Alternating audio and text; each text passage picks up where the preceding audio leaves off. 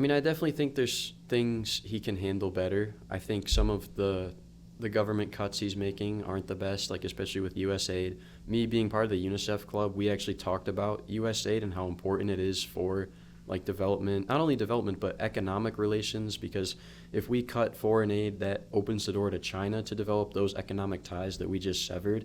And then the Department of Education, like I know that it needs reform. I know that it's very inactive in today's world, but I don't know that cutting almost $1 billion from it is the solution as well. I just think I I don't know. I don't like the idea of Elon Musk heading the Doge either. Like I don't know. I think he just some of his changes were a bit too radical for like the first month in office. Some of that stuff just needs to happen over time, and I think he maybe got a little too over aggressive with some of the cuts. So I'm hoping, and obviously the courts blocked some of his things that he wanted to get through. Like he talks about ending natural birthright citizenship. The courts blocked that. Oh All yeah. this freezing on government spending, they blocked those.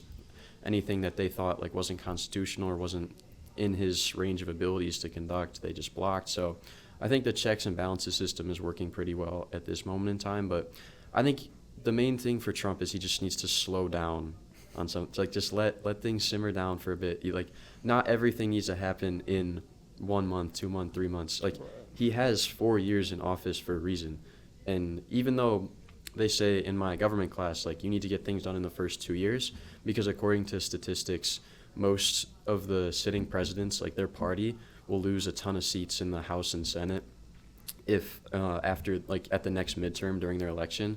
And so if that happens to Trump, the Senate and the House are going to flip to Democrat, and then it'll be really hard for him to get policies passed because Is he it has, as a 2 year mark or what mark? yeah, the Okay. midterm is when the House representatives go up for election again.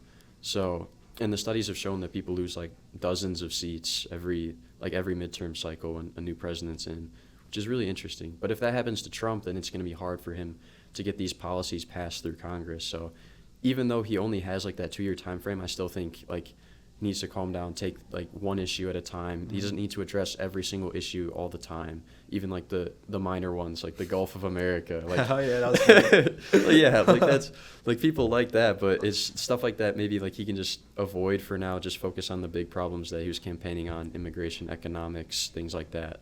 Yeah, that's fair. I can understand where he comes from. I think that he came in with all this angst of like how he saw the situation play out over the last few like 4 8 years, and I think he really really cares about America in a way that he, at least whether his policies are correct or not, in his eyes they're like the greatest thing that could ever be for America. And in his eyes, he wants to go down as like one of America's greatest presidents. He believes it fully. Like he has that superiority complex, whatever you want to call it. So he wants to Yeah. just go all in and go. And I think overall, I understand the reasoning behind the bureaucratic reduction and the whole message of Doge. Hmm. I do think it's fast. I do agree with you, and they really went all in. It's only been like a month, and they've already Yeah. done so much. Mhm. And while we can say that we're happy that they're doing what they said they would, and they really want to get that message across that we're doing what we said we would, and we really want our supporters to show that we're really standing by what we say. I think that is what inspires a lot of their extreme cuts. I think in general, I'm in favor of the cuts overall, just because of the government's really inefficient with like what 459 or something of these Mhm. agencies.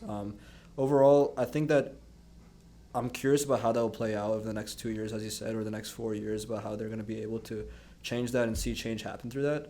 I don't think that the rate at which they're going at right now will stay. I think, as you said, now they're starting to get some pushback, at least from court, Yeah. and that first month excitement's starting to die down. So Right. they're gonna. I think knowing them as people, they're gonna definitely continue. The whole administration to continue with going one by one through all the policies, whether that be immigration and bureaucratic reduction, going one by one, doing all the things they said they would do, but. I just think that it will start to slow down as we go about ending the first quarter of the year, moving into the remainder of the year. But I definitely think that they do have that attitude of execution. And Mhm.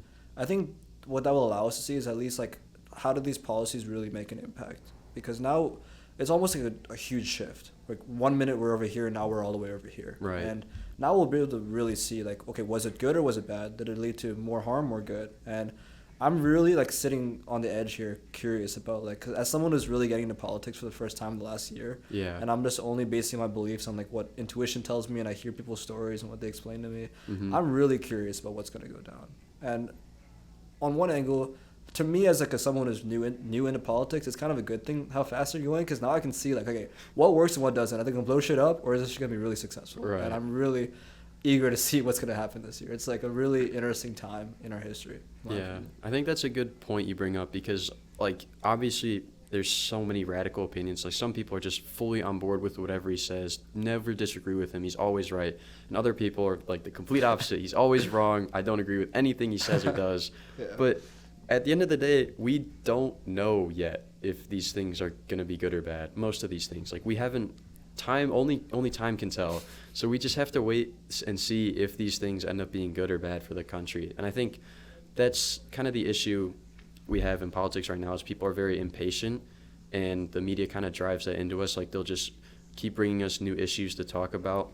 Like, when you look at international conflicts, people back in 2022, 23, they were just talking about Ukraine, Russia. That was the only thing. And then Palestine, Israel. And then now we have, like, Congo, Sudan, which these are Talk all... about Congo Sudan. I don't know. I'm not following what's happening.